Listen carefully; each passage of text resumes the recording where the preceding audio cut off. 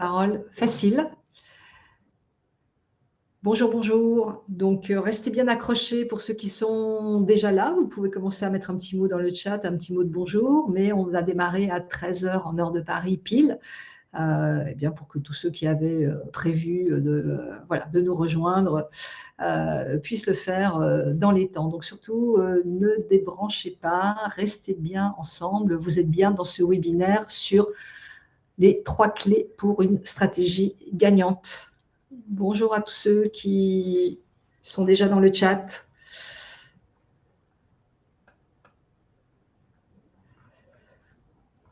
Allez, on va démarrer à 13 heures pile.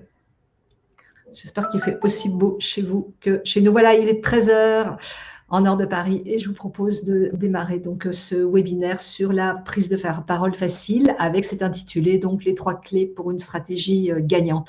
Vous êtes probablement au bon endroit si vous vous êtes raccroché. Je m'appelle donc Sophie Baker.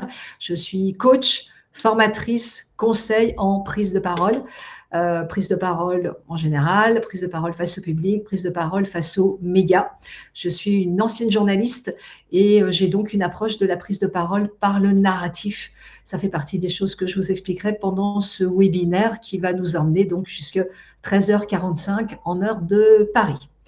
Je vais vous dire déjà qu'en tant que coach et formatrice, eh bien, j'accompagne des dirigeants, des managers, aussi des élus sur toutes leurs situations donc, de prise de parole, y compris les situations de prise de parole en tant que manager, quand je suis collaborateur dans une équipe, aussi face à des jurys de concours ou dans des jurys d'entretien d'embauche. Donc pendant ce webinaire que je vais vous proposer de faire le plus interactif possible, et donc vous êtes bienvenus dans le chat, eh bien je vais vous proposer déjà de répondre à quelques questions. Je vais y venir avant. Vous observez que dans la barre du haut de votre écran, vous avez un cliquet ici. C'est des possibilités de prendre un rendez-vous avec moi si jamais vous voulez en savoir plus. Je vais essayer de répondre au maximum de questions et de choses dites dans le chat, mais évidemment, je ne pourrai pas répondre à chacun d'entre vous. Donc, vous avez là le moyen d'entrer en contact avec moi différemment et donc de prendre un rendez-vous. Alors, si on revient sur le déroulé, je vais donc vous poser 3 questions qui méritent des réponses courtes, qui vont nous permettre d'entrer dans le sujet de ce webinaire. Et avant de vous les montrer, les questions, je vais vous recommander d'y répondre dans le même chat chacun. Parce que si vous avez une réponse, un bout de réponse dans un chat, et puis ensuite il y aura plein d'autres, chat, messages, et puis ensuite votre deuxième réponse, elle va venir plus bas. En fait, je ne vais pas pouvoir traiter la globalité de votre réponse. Donc, pensez bien à répondre dans le même message pour chacun de ceux d'entre vous qui auront envie de répondre. Alors, la première question est la suivante. Quelle fonction occupez-vous? En quoi est-ce que c'est important, me direz-vous? Eh bien, ça dit déjà beaucoup de choses sur les situations de prise de parole dans lesquelles vous vous trouvez. Plus vous êtes haut dans un organigramme, la plupart du temps, eh bien, plus vous êtes appelé à sortir de ce qu'on appelle le cercle de proximité en communication et adresser des publics qui sont à l'extérieur de ce cercle de proximité. En quoi ça change? Eh bien, ça change la donne parce que quand vous êtes dans le cercle de proximité, ça veut dire des gens qui vous connaissent, eh bien, vous bénéficiez d'un capital sympathie. Donc, votre prise de parole, elle est importante, mais elle est compensée, quand elle n'est pas suffisamment bonne, elle est compensée par ce que j'appelle le capital sympathie. Donc, la question de quelle fonction occupez-vous, c'est déjà très important. Donc là, je vois, il y a des managers, il y a des conseillers de vente au bon marché dans le secteur des souliers. Ensuite, deuxième question, avez-vous déjà mis en place des actions pour améliorer vos prises de parole? Autrement dit, est-ce que vous avez déjà identifié les obstacles, les problèmes que vous aviez quand vous prenez la parole? Et mettre en place des actions, alors ne vous y trompez pas, mettre en place des actions, c'est pas forcément vous être fait déjà accompagné par un coach, ça peut être déjà cette prise de conscience. Et moi, je considère que déjà le fait de vous être inscrit dans cette formation, c'est déjà une action mise en place pour améliorer vos prises de parole parce que la première des choses, et compte tenu de l'intitulé que je vous ai proposé, 3 clés pour une stratégie gagnante, la première des choses de considérer que c'est une démarche. C'est-à-dire que ce n'est pas un one-shot, c'est une démarche globale. Sinon, c'est comment on dit, un cauteur sur une jambe de bois, un pansement sur une jambe de bois, c'est-à-dire que ça ne va pas vraiment vous changer la vie. Mais si vraiment vous avez déjà commencé à réfléchir à comment gérer ces situations peut-être de stress, peut-être de tension, ou avoir le sentiment que en fait vous vous éparpillez, qu'on vous comprend mal, eh bien voilà, ça déjà c'est bien. Donc est-ce que vous avez déjà mis en place des actions pour améliorer vos prises de parole? Et puis, il y a un troisième point qui est important, c'est quels enjeux concrets sur la prise de parole vous avez pour les mois qui viennent, on va dire d'ici fin 2026. Pourquoi est-ce que c'est important d'avoir un enjeu concret? Alors, un enjeu concret, ça peut être par exemple une échéance de prise de parole forte parce que vous avez été invité à un colloque, à une conférence, parce que vous savez que vous allez devoir intervenir dans l'assemblée générale de votre entreprise à telle date, face à tel auditoire.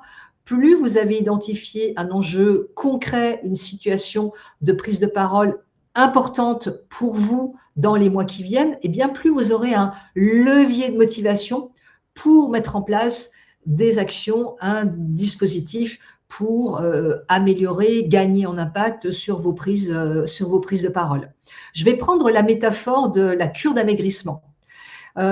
Si vous êtes en mode il faudrait que je perde quelques kilos, eh bien, il ne va pas se passer grand-chose parce que cette prise de conscience dont je viens de vous parler, parce que l'identification d'un enjeu concret manque et du coup, il n'y a pas suffisamment un levier de motivation. Si vous vous dites, et c'est très différent, toujours sur la métaphore de la cure d'amaigrissement, je dois perdre 3 kilos, je veux perdre 3 kilos d'ici le 1er juillet.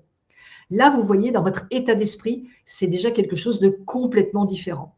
Et moi, j'ai l'habitude de dire que je travaille comme un coach sportif, c'est-à-dire que je donne de la technique, je vous accompagne sur l'entraînement, je mesure avec vous les résultats. Et d'où la métaphore. Alors, ce n'est pas forcément un coach sportif, c'est peut-être un coach en nutrition, mais je vais travailler exactement de la même manière, c'est-à-dire que voilà, il faut mettre un plan d'action. Sinon, sinon la motivation est beaucoup plus difficile à aller chercher. Alors, je vous laisse répondre à ces trois questions. Alors là, par exemple, j'en attrape une tout de suite. Là, j'avais une Florence. Voilà. Coach et mentor d'équipe de recherche, participation à des meetings et conférences internationales tous les mois. Alors, ça, c'est déjà très intéressant comme… si je reviens en plein cadre, voilà. Ça, c'est déjà… je vous remettrai si vous voulez les questions. Ça, c'est déjà très intéressant parce que Florence nous dit, voilà, conférence internationale tous les mois. Alors, en France, nous avons très peu de culture de l'oralité, de la prise de parole. Et donc, très souvent, pour ceux d'entre vous qui interviennent justement comme Florence, sur des colloques, des conférences à l'international, vous vous rendez compte qu'en fait, les cultures d'Europe du Nord, souvent, sont bien meilleures en prise de parole que nous, les Français. Donc, ça veut dire qu'il y a un niveau d'exigence qui est important. Et puis, il y a résolument ce que j'ai déjà nommé, c'est-à-dire qu'on est en dehors du cercle de proximité, c'est-à-dire que le capital de sympathie, ce capital sympathie, eh bien, sur un colloque à l'international, eh bien, il est moins important qu'au sein d'une équipe. Qu'est-ce que j'entends sur ce capital sympathie? Eh bien, j'entends qu'au sein de votre équipe rapprochée, on vous connaît, on connaît vos compétences, on sait ce que vous faites. On voit la traduction concrète de votre expertise, de vos connaissances. Donc, au final, vos prises de parole, elles sont importantes, mais pas tant que ça. Okay, à l'extérieur, et en particulier voilà, en conférence internationale, et bien, sur une conférence internationale, eh bien, la prise de parole, en fait, c'est votre vitrine. J'ai l'habitude de dire ça. J'ai l'habitude de dire que la qualité de votre prise de parole est votre vitrine. Et pour continuer sur la métaphore, eh bien, si la vitrine est moche, on ne rentre pas dans le magasin. Donc, si votre prise de parole n'est pas à la hauteur des attendus d'un auditoire qui est aujourd'hui beaucoup plus exigeant que par le passé, si votre prise de parole n'est pas à cette hauteur-là, eh bien, malheureusement pour vous et l'enseigne que vous représentez, eh bien, voilà, on va avoir plus de mal, l'auditoire va avoir plus de mal à se dire, oui, j'ai rien compris à ce qu'elle m'a raconté, mais c'était sûrement intéressant, je vais voir quand même. Vous voyez, donc on est dans ce monde-là. Et, euh, et, euh, et si je retourne sur j'essaie de retrouver, voilà, Florence, vous êtes coach, mentor d'une équipe de recherche, donc participation à des meetings. Là, ce qui serait encore plus intéressant pour vous, Florence, eh bien, c'est d'identifier voilà, quels sont vos obstacles, hein, qu'est-ce que vous avez déjà mis en place pour améliorer l'efficacité, l'impact de votre prise de parole, et puis peut-être identifier une échéance particulière qui rassemblerait, on va dire, toutes les difficultés que vous rencontrez. Et à ce moment-là, ça pourrait être intéressant d'être accompagné. Parce qu'une fois encore, hein, si je reprends la métaphore de la cure d'amaigrissement, vous savez quel niveau vous voulez atteindre, à quel moment très précis. Alors après, je ne veux pas non plus vous induire en erreur, c'est-à-dire que ça va nous amener sur le slide suivant. Je vais vous donner un exemple avec une des personnes que j'accompagne. Mais ça ne veut pas dire que les recommandations que je fais et le coaching que je délivre, l'accompagnement que je délivre ne sert que pour une échéance précise. Hein, c'est vraiment un accompagnement beaucoup plus large, mais quand il est dans l'intention sur une date et un cercle d'auditoire précis, eh bien, l'accompagnement fonctionne beaucoup mieux. Ça veut dire aussi que la personne qui est coachée est vraiment disposée à avoir envie de mettre en place cette stratégie gagnante. Alors, si je prends un autre, alors accompagnatrice des porteurs de projets, oui, mais là, je n'ai pas, j'ai juste qui vous êtes, mais je n'ai pas ni votre plan d'action déjà, ou en tout cas les obstacles que vous rencontrez, ni aussi l'enjeu concret. Hein, j'insiste sur cet enjeu concret. Je vous remets le slide. Voilà, quels enjeux concrets alors pour 2026 ou pour les mois qui viennent. Mais plus vous verrez, c'est pour vous, hein, plus vous verrez concrètement l'endroit où vous voulez arriver, ben mieux vous mettrez en place une stratégie gagnante, hein, qui est la promesse de cette conférence. Je reviendrai tout à l'heure sur ce que vous mettez dans le chat, prise de parole régulière devant une assemblée, membres de la direction et syndicats. Ça reste encore, Orphise, ça reste encore un petit peu flou. Donner plus d'éléments. Alors, pour moi, mais aussi pour vous, c'est-à-dire que ce que je veux dire là avec cet exercice, c'est que ce n'est pas simplement pour que moi je puisse vous dire si je pourrais vous accompagner ou pas, mais plus vous allez préciser vos besoins, votre enjeu, l'importance que ça a pour vous de gagner en impact, de gagner en efficacité, d'être à l'aise dans vos prises de parole, eh bien, mieux vous saurez vous mobiliser et aller chercher les bons outils, les bonnes actions à mettre en place. Donc, c'est vraiment, c'est pas pour mon intérêt à moi, hein, c'est vraiment pour votre intérêt à vous. Je reprends la métaphore de l'amaigrissement. Mieux vous vous dites, OK, je veux arriver à tel résultat, à telle date, pour tel objectif, eh bien, mieux ça va vous mobiliser pour vous mettre en mouvement. Parce que c'est comme pour l'amaigrissement, j'ai une mauvaise nouvelle pour vous. Si vous ne faites rien, il ne se passera rien. Mais vous êtes déjà ici et bravo, c'est déjà, voilà, c'est déjà une première étape résolument pour gagner en impact. C'est l'étape de la prise de conscience et c'est très important. Je vais vous donner un exemple de quelqu'un que j'accompagne. On va dire qu'il s'appelle Jean-Luc. Il est directeur général d'une PME du bâtiment. Je crois bien qu'il est venu me voir à la suite d'un des webinaires justement de la fin de l'année dernière. Et il m'explique sa situation. Et je creuse avec lui, hein, c'est-à-dire que je lui tire un peu les verres du nez et il me dit que voilà, ça fait 1 an et demi qu'il est engagé dans cette entreprise. Il a une petite cinquantaine d'années, donc ça veut dire qu'il a fait toute sa carrière dans des grands groupes du bâtiment. Là, voilà, il arrive dans ce poste, ça fait 1 an et demi qu'il est là. Et il sent que son capital sympathie, parce que je lui parle du capital sympathie, et il sent que son capital sympathie, il est en train voilà, de dégringoler un petit peu. Pourquoi? Parce qu'il a fait des réorganisations, parce qu'il a licencié 2 personnes, il en a engagé une autre, il a bougé des équipes, il a bougé des process aussi. Bref, il a fait son job de directeur général. Et il se rend compte que quand il essaye quand il prend la parole et qu'il veut mettre du sens, qu'il veut être convaincant, qu'il veut se faire comprendre d'une manière assurée, eh bien, il me dit qu'il n'arrive pas tout à fait, il ne sent pas qu'il est tout à fait convaincant. Et puis, ce qu'il me dit aussi, et c'est tout à fait intéressant par rapport à ce que je vous raconte depuis le début, eh bien, il a une échéance forte, les 75 ans de l'entreprise, en juin de cette année. Il va devoir prendre la parole. Et là, il va devoir prendre la parole devant des huiles, comme il dit, hein, du secteur du bâtiment, ses anciens patrons, quand il bossait dans d'autres boîtes. Il va y avoir aussi beaucoup d'acteurs des territoires, puisque voilà, dans le bâtiment, on bosse beaucoup avec les territoires. Donc, il y a des préfets, il y a des patrons de département, il y a des élus de grosses villes, des élus de plus petites villes aussi, mais quand même. Et puis, il y a des anciens salariés retraités de l'entreprise, et puis il y a des salariés actuels.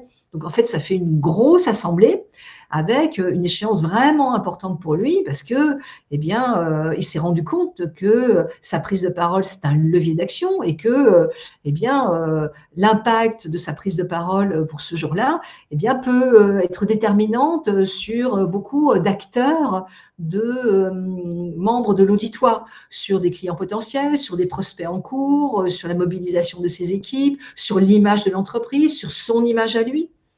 Et donc, nous avons mis en place avec Jean-Luc un dispositif, hein, donc il est question de stratégie. Nous avons mis en place un dispositif d'accompagnement. Donc, on a démarré en janvier. On bosse ensemble jusqu'à sa prise de parole du mois de juin, étant entendu que les techniques que je donne, que la méthode, je vais vous en parler dans un instant, la méthode que j'ai créée et que je recommande, eh bien cette méthode, elle sert pas seulement pour les 75 ans de sa boîte et sa prise de parole, mais tout le temps. Donc, on a en toute situation et qu'on va adapter en particulier pour son échéance du mois de juin. Donc, comment se passe ce dispositif? Eh bien, nous avons calé une séance de 3 heures par mois. Il aurait pu y en avoir plus, mais il n'y a pas le temps de se libérer davantage. Donc, on bosse ensemble une fois par mois. On a posé les fondamentaux janvier, février, mars. Là, en avril, on commence à réfléchir vraiment, à travailler vraiment le contenu de son intervention en juin. En mai, on a calé 2 séances, une dernière en juin, quelques jours avant. Et je travaille toujours avec la caméra. J'y reviendrai avec la caméra voilà, pour qu'on voit le résultat, y compris dans les dimensions d'expression non verbale. Donc, voilà un cas type d'accompagnement, de déploiement d'une stratégie avec, vous le voyez, des objectifs bien identifiés. Alors, si je descends, alors formatrice, alors je vais chercher quelqu'un, sage-femme, j'ai déjà suivi un séminaire sur le campus, ok. Prise de parole en secteur associatif sur les sujets de nutrition, prise de parole en agence. Alors là, analyste de données présentées mensuellement par rapport au KPI, but, résumer de manière claire que mes conclusions sont des outils d'aide à la décision. Ok, intéressant ce cas de figure. Alors bien sûr, je les attrape au vol, hein, vous avez bien compris, il n'y a pas de spécial dédicace. Analyste de données, ce que je comprends, c'est que évidemment, en termes de compétences, il n'y a aucun sujet et j'ai envie de dire qu'il n'y a jamais de sujet pour moi sur vos compétences. Moi, je vous aide à travailler sur la manière d'amener votre récit, de faire en sorte que l'agencement des mots, par exemple, vous voyez l'un des points, alors déjà vous pouvez le retenir, celui-là, un peu dans la case truc et astuce, mais pas seulement, c'est de faire des phrases courtes. Plus vous faites des phrases courtes, plus vous évitez les afin que, pour que, donc, qui, que, quoi, etc.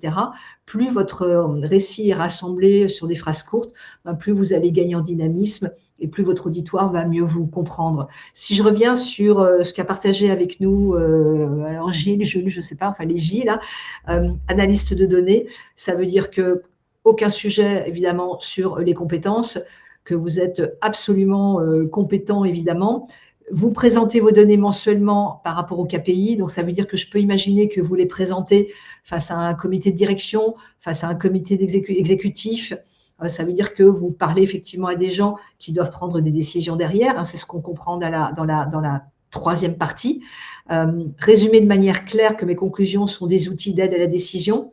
Ce qui serait intéressant, c'est que vous alliez encore un cran plus loin dans votre analyse de votre situation et que vous vous demandiez, OK, en quelle situation je n'ai pas le droit de me planter?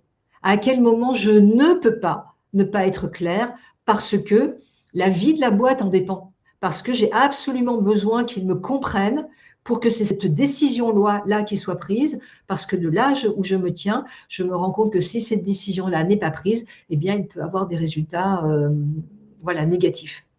Vous voyez, c'est d'aller aussi loin, et c'est valable évidemment pour tous d'entre vous, c'est d'aller aussi loin dans l'analyse de votre besoin, et c'est à ce moment-là que vous pourrez mettre en face le bon niveau de plan d'action. Vous voyez, pour tous ceux d'entre vous qui me dites alors je suis enseignant, je prépare mon cours, mais quand je suis debout, c'est un peu dur, faute de langage à tout moment. L'enseignant, c'est pas vraiment de la prise de parole au sens où moi je l'entends, c'est plus un partage de connaissances. Mais si vous voulez venir vers moi pour qu'on en parle, mettez-moi, calez un rendez-vous et puis on en reparlera et je vous expliquerai mieux la différence entre partage de connaissances et prendre la parole. Prendre la parole, c'est à chaque fois que vous êtes seul avec les autres, que vous êtes seul face aux autres et qu'il doit y avoir un résultat tangible, concret, comme le cas précédent où il y a une prise de décision qui en découle derrière. Vous n'avez pas le droit à l'erreur. Sur le sujet de la prise de parole, on est dans cette dimension-là. Et en tout cas, moi, les outils que j'ai déployés, ma batterie d'outils. Alors après, il y a plein d'autres accompagnements possibles, hein, donc surtout ne vous découragez pas. Il y a plein d'autres manières d'accompagner à la prise de parole et il y a plein d'autres manières de prendre le sujet de la prise de parole. Mais moi, j'insiste, je donne des outils pour les gens qui sont dans des situations dans lesquelles votre parole va faire changer le monde. Votre parole va faire que vous allez avoir la rallonge de 3 millions. Votre parole va faire que vous allez obtenir les 2 ETP supplémentaires. Votre parole va faire que que votre CODIR COMEX va changer de point de vue et va plutôt tourner à droite alors qu'on était plutôt en train de tourner à gauche. Vous voyez, la prise de parole, pour moi, dans son essence, là où c'est le plus important, c'est quand vous êtes dans ces situations-là. Je vais continuer, puis je reviendrai sur vos messages. Donc, continuez, si tout ce que je vous dis est en train de vous faire réfléchir à la qualification de votre besoin, à la qualification à l'enjeu qu'il y a pour vous de gagner en compétence sur la prise de parole. Si tout ce que je vous apporte déjà dans ce webinaire vous fait réfléchir, eh bien évidemment, continuez, vous pouvez réécrire vos réponses à mes questions, hein, vous pouvez les reformuler parce qu'une fois encore, mieux vous allez identifier votre besoin, mieux vous allez percevoir ou pas d'ailleurs la pertinence d'être accompagné, mieux vous allez voir la valeur de l'accompagnement. Je reviens sur la comparaison avec une cure d'amaigrissement. D'un côté, vous avez besoin de maigrir, mais il n'y a pas vraiment d'enjeu. De notre côté, vous avez absolument besoin de perdre 3 kilos d'ici le 1er juillet. Vous voyez là, le positionnement mental est complètement différent. Et alors, il y a des tas de gens très bien qui sont dans la première catégorie et il n'y a pas du tout de sujet là-dessus. Hein. Mais ma démarche, mon accompagnement, il est pertinent pour la catégorie du 3 kg au 1er juillet. Alors, comment je vous accompagne? Eh bien, déjà, je vous accompagne par cette phase de qualification de vos besoins. Donc ça, c'est vraiment très important. Et puis ensuite, il y a une partie d'apport pédagogique. Donc, j'ai créé la méthode du losange, dont vous voyez ici le logo. Et ici, vous voyez l'un des 2 livres que j'ai publiés sur cette méthode du losange. Donc, c'est une méthode que j'ai créée donc et que j'ai imaginée sur la base de mon expérience de journaliste. Et je m'étais rendu compte que, en fait, quand j'interviewais des dirigeants, des experts en studio, eh bien, la plupart du temps en direct, bien sûr, ils sont très compétents sur le sujet. C'est pour ça qu'on les a fait venir. Hein. C'est pour ça que je vous disais que voilà, il n'y a pas de sujet sur votre compétence. Mais en revanche, je me rendais compte que souvent, leurs propos partaient dans tous les sens. Ils ne savaient pas amener le plus intéressant dès le début. Ils ne savaient pas être impactant dès le début, hein, c'est ce qu'on appelle un pitch, ils ne savaient pas pitcher. Et je me suis rendu compte qu'en fait, eh bien, pour être impactant sur des prises de parole rapidement efficaces, accrocheuses, impactantes, eh bien, que je pouvais amener ma pierre à la construction d'une méthode. Et donc, cette méthode du losange, eh bien, elle permet d'avoir un propos court, clair, concret, autant de conditions pour être impactant. Et puis, alors là, je suis en train de répondre à Maud là, qui dit des astuces, tips pour être la belle vitrine qui séduit. Alors, voilà, je suis désolée de dire que, voilà, je travaille, en première occurrence, je ne travaille pas avec des tips et des astuces. C'est vraiment, là aussi, j'insiste hein, sur une dimension systémique. C'est-à-dire qu'il n'y a pas d'astuce pour capter son public dès les premières minutes. Il y a une méthode de construction narrative. Une fois encore, hein, c'est pour ça que j'insiste sur cette dimension de stratégie, d'enjeu, de quel est l'impact, qu'est-ce que vous voulez obtenir à la fin de votre prise de parole. Des trucs et astuces, vous en trouvez plein sur la toile. Là, c'est vraiment une dimension de travail global. Et sur cette dimension globale, d'ailleurs, j'ajoute à ce stade, c'est que, je ne me souviens plus ce qu'il y a derrière, voilà. J'ajoute que c'est ça aussi, c'est cette méthode de construction narrative qui va permettre d'embarquer toutes les dimensions d'expression non verbale. Vous avez sans doute, vous savez sans doute que l'expression orale, ce n'est pas juste le verbal, c'est aussi le non-verbal. Vous avez le droit là aussi de réagir dans le chat hein, si vous voulez. Le non-verbal, c'est quoi? C'est la posture, la gestuelle, le regard, les mimiques, le sourire, le dress code, ça c'est le visuel. Et puis c'est aussi tout ce qui est débit de voix, inflexion, intonation, prononciation, c'est ce qu'on appelle le vocal. Et en ratio d'impact, hein, ça a été calculé par les scientifiques, les neuroscientifiques, en ratio d'impact, eh bien, le non-verbal est plus impactant que le verbal. Ça veut dire que le cerveau de l'auditoire, hein, l'auditoire, quand il vous voit, ben, il se fait une idée de vous avant même que vous ouvriez la bouche. C'est ce qui s'est passé tout à l'heure quand vous m'avez vu apparaître à l'image. Alors moi, je ne vous vois pas, mais vous me voyez et vous vous faites une idée de moi, pas seulement du fait des mots que je prononce, mais aussi de tout ce qui émane de moi dans mon expression visuelle, donc ce que vous voyez de vous, et dans ce que vous entendez aussi en termes de musique. Hein, le vocal, ça s'appelle aussi le paraverbal. Et donc, la bonne nouvelle, c'est que cette méthode du losange, eh bien, part en modifiant la structure narrative. Donc, alors dans la case tips, hein, pour ceux qui veulent des tips, dans la case tips, des phrases courtes avec des verbes d'action conjugués à la première personne, ça on rentre déjà dans la méthode, eh bien, ça permet de construire le récit d'une manière qui va vous permettre au body language, hein, à l'expression non verbale, de trouver aussi son assise, sa posture et de poser la voix. Hein, autant de questions que vous vous posez peut-être. Alors, je n'ai pas vu beaucoup dans le chat parce que je n'ai pas posé la question de cette façon-là, mais toutes les questions, qu'est-ce qui fait frein? Si je vous pose la question là, qu'est-ce qui fait frein pour vous dans les prises de parole? Alors, j'ai vu passer le mot bégaiement, J'ai vu, qu'est-ce que j'ai vu d'autre? Bon, j'imagine que certains d'entre vous sont stressés quand ils prennent la parole en public. Enfin, ou si vous ne me dites pas, moi je sais que vous l'êtes. Hein, c'est difficile la prise de parole. Donc en fait, la méthode, elle va permettre de gérer, voilà, de gérer tout cela, mais de manière, une fois encore, holistique, globale.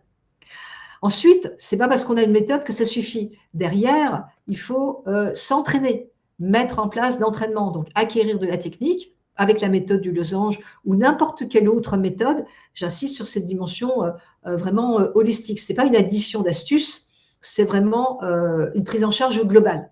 Sinon, ça ne marche pas. Je reviens sur l'histoire de l'amaigrissement. Vous pouvez mettre en place des trucs et astuces pour maigrir. Mais si vous avez vraiment cet objectif de perdre 3 kilos d'ici le 1er juillet, eh bien, dans ce cas-là, c'est vraiment une démarche, une stratégie qui est à mettre en place. Enfin, voilà, ça, je pense que je suis assez claire maintenant là-dessus. Donc, plan d'entraînement. Oui, Laura parle d'ancrage, de posture, le ton de ma voix, autant de choses peut-être à améliorer chez vous. Oui, avec une méthode d'approche narrative. En tout cas, c'est comme ça que je bosse, hein, et ça marche. Et comment on voit que ça marche? Alors, plan d'entraînement, ça veut dire que il faut s'entraîner. Alors déjà, dans la case trucs et astuces, on s'entraîne à voix haute parce que la prise de parole, eh bien, il faut que ça franchisse vos lèvres. Donc, ça ne sert à rien de vous entraîner dans votre tête parce que ça ne sortira pas de la même manière par la bouche. Donc, grande règle en prise de parole, l'oral se travaille à l'oral.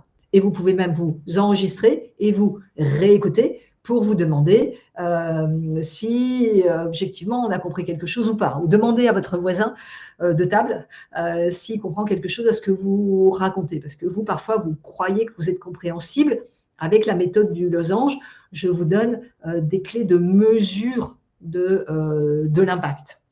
Mettre en place un plan d'entraînement et puis ensuite, j'y suis déjà venue, mesurer la performance.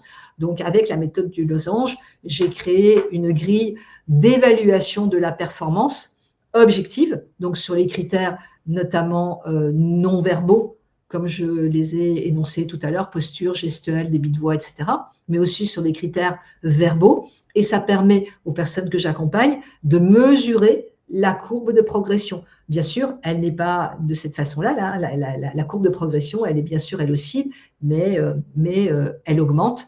Et ça permet d'avoir des critères tangibles de mesure de la performance. Et moi, ça m'a paru voilà, très important d'avoir de la mesure de performance parce que trop souvent, sur le sujet de la prise de parole, si on vous fait des retours, on vous dit oui, c'était pas mal, ou bien voilà, je n'ai pas très bien compris ce que tu as dit ce matin. Donc souvent, alors confirmez ou pas dans le chat si vous voulez, partagez, mais très souvent quand on vous fait des retours, et déjà c'est rare qu'on vous fasse du retour. Hein, souvent, surtout quand on est haut placé dans un organigramme, on n'ose pas dire au directeur général qu'en fait on ne comprend rien à ce qu'il raconte. Et pourtant, je connais un paquet de directeurs généraux dont on ne comprend rien. Pourquoi? Parce qu'ils sont enfermés dans leur vision du monde, alors que la prise de parole, ça consiste justement à mettre à compréhension d'autrui ce que j'ai dans ma tête.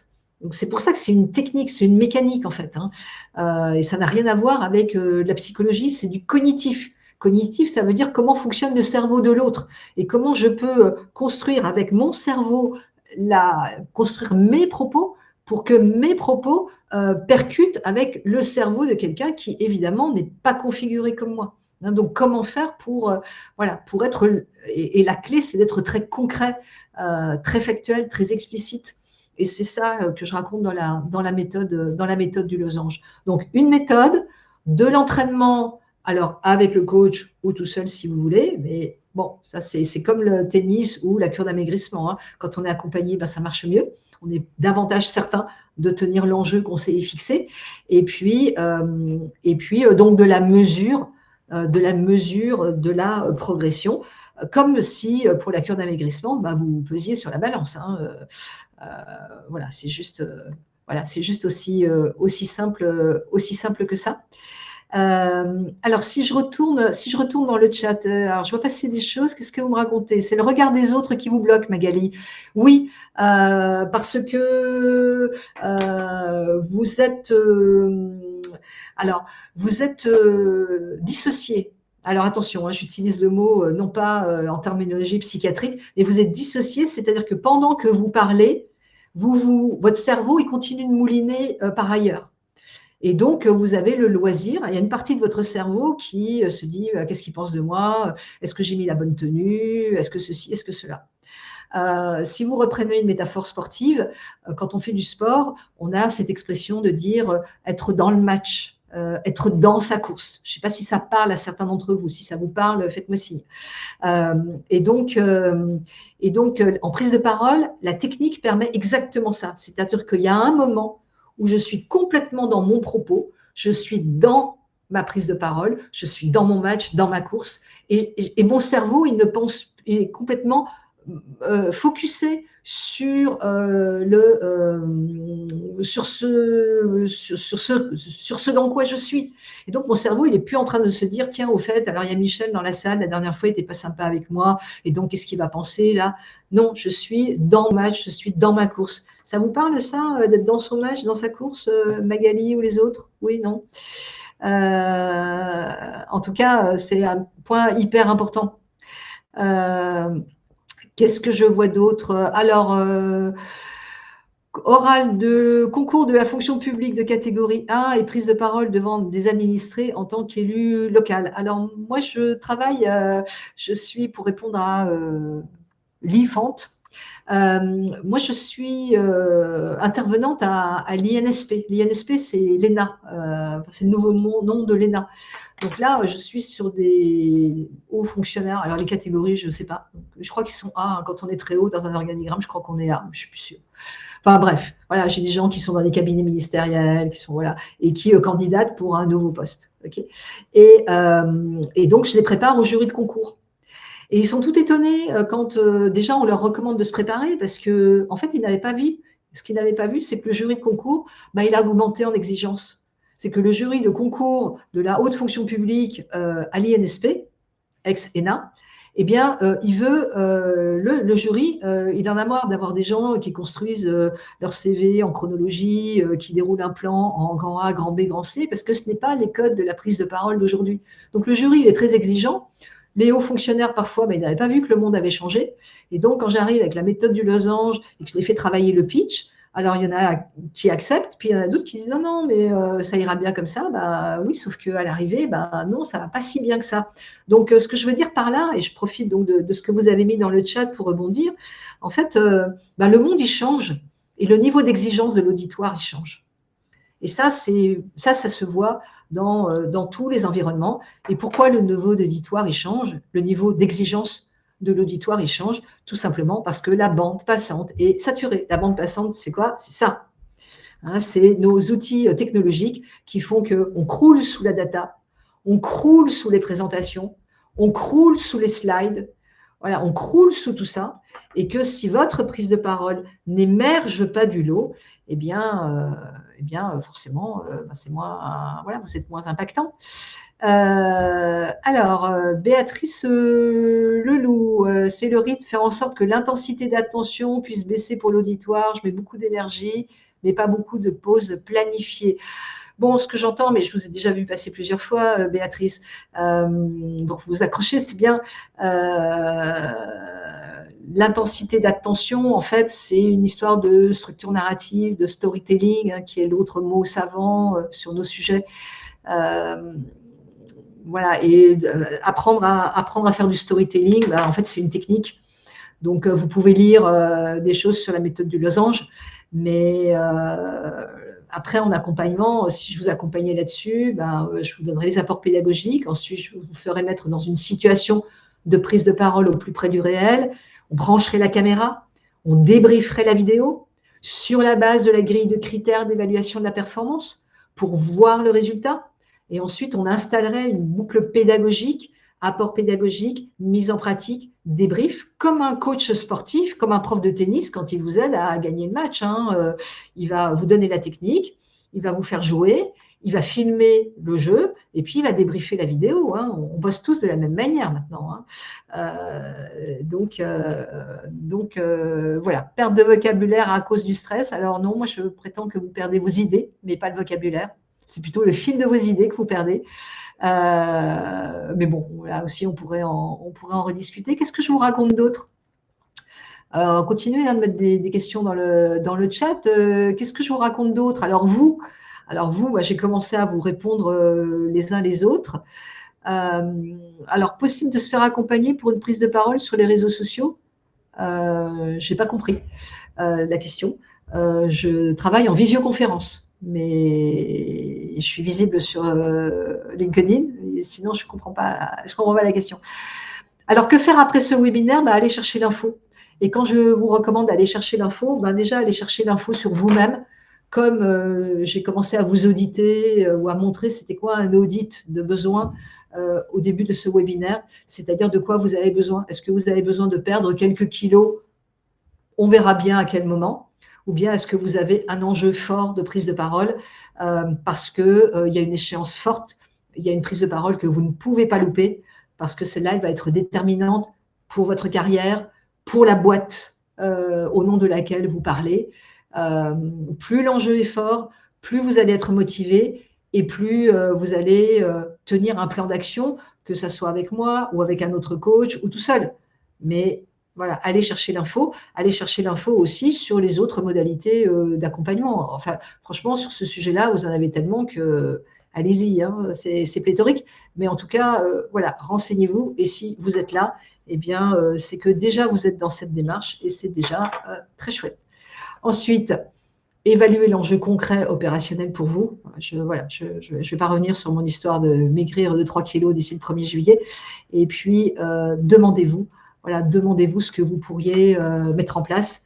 Demandez-vous de combien de temps vous disposez. Demandez-vous quel est le budget que vous êtes prêt à octroyer, à consacrer aussi. Hein.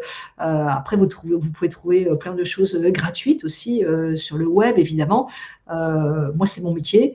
Je bosse avec des hauts dirigeants, des présidents, des hauts fonctionnaires. Voilà, j'ai le budget qui va avec la position et l'enjeu pour ces personnes-là. Après, j'ajuste aussi mes prix en fonction des demandes. Quand j'ai en face de moi quelqu'un dont je sens la motivation profonde, dont je sens que la prise de conscience de l'enjeu est forte, bien sûr que je vais faire un geste financier. Après, voilà, ceux qui sont plus en mode, peut-être un jour, bon, ça, de toute façon, ça ne le fera pas. Et je crois que c'est vrai pour moi comme pour tout le monde. Hein. Alors, si je remonte dans le chat, on a encore quelques... Alors, pour vous, c'est Maud qui demande, le formateur est-il au même titre que l'enseignant un expert en partage de connaissances? Pourtant, il est nécessaire de capter l'auditoire et d'inciter l'engagement. Oui, alors vous posez une question intéressante, Maud. C'est vrai que le formateur, il est quelque part dans un entre-deux. C'est qu'il va effectivement faire du partage de connaissances comme le prof, mais il va falloir aussi qu'il capte l'attention, et vous le dites très bien. Cependant, en formation, on a d'autres modalités de captage de l'attention que juste la prise de parole. En formation, on va décréter des pauses. Moi, je suis formatrice, donc je sais un peu de quoi je parle, en tout cas pour moi. Hein. On va décréter des pauses, on va proposer différents types d'exercices, on va faire travailler en sous-groupe, en binôme, on va faire travailler face caméra, sans caméra, on va faire sortir de la salle pour observer quelque chose. Donc en fait, en tant que formatrice, formateur, on a d'autres outils de captation de l'attention de l'auditoire, même si, évidemment, les outils de construction narrative, faire court, clair, concret, accrocheur d'emblée, fonctionnent aussi pour le formateur que vous êtes. Tout à fait. Alors, assistante RH, intégration des collaborateurs, plus prise de parole en réunion, proposition de solutions, engendre un stress, bafouille et bégaiement. Ok. Alors, comment je peux rebondir pour Auré? Donc, pour moi, le stress, les bégaiements, c'est du psychologique peut-être, Mais moi, ça, c'est pas mon métier. En revanche, c'est aussi quelque chose qui se travaille en termes d'approche narrative, hein, de structure narrative. Phrase courte, sujet, verbe, complément, conjugué à la première personne, avec beaucoup de verbes d'action. Et déjà, ça permet d'installer le récit quelque part. Ça permet d'installer le récit quelque part et de gagner donc en assurance puisqu'on est installé quelque part.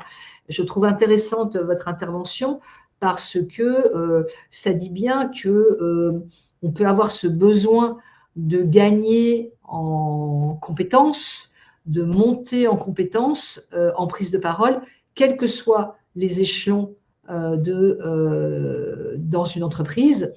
Et parfois, il y a des très forts enjeux, y compris sur voilà, sur des situations comme celles que vous décrivez, prise de parole en réunion, proposition de solution.